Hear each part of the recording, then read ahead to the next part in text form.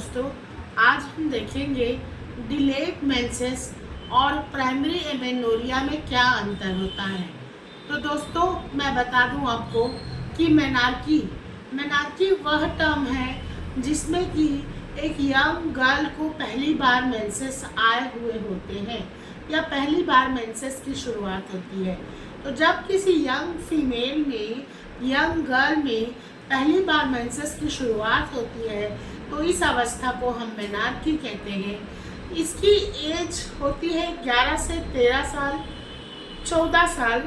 11 से 13 से 14 साल के बीच में एक यंग गर्ल को पहली बार मेंसेस देखे जाते हैं।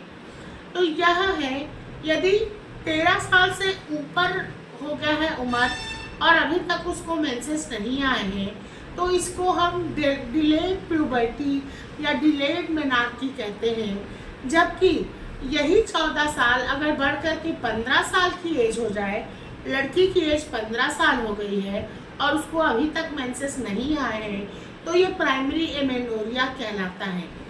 डिलेड मेंसेस में हम हार्मोनल चेकअप करा सकते हैं, डिलेड मेंस्ट्रुएशन में हम उसका सोनोग्राफी करा सकते हैं और प्राइमरी एमेनोरिया में फर्दर इन्वेस्टिगेशन की ज़रूरत होती है क्योंकि यह एक कॉम्प्लिकेटेड केस हो जाता है या कोई ना कोई अंदर कोई पैथोलॉजी छिपी हुई है होती ही है प्राइमरी एमेनोरिया में।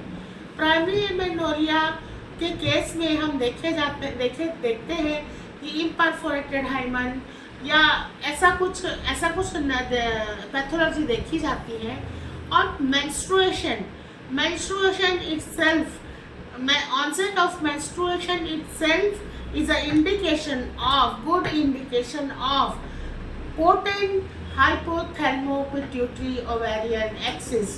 मतलब उस लड़की का रिप्रोडक्टिव ऑर्गन रेस्पॉन्सिव है, उसके हाइपोथैलेमस से जो हार्मोन आ रहे हैं, पिट्यूटरी को आ रहे हैं, उसके बाद ओवरी को आ रहे हैं और उसके बाद वही रेस्पॉन्डिंग फॉलिकल ओवरी से होकर के यूट्रस तक आ रहे हैं। तो ये पूरा triangle hypothalamo pituitary ovarian axis potent है, इंटैक्ट है, गुड रेस्पॉन्सिव है।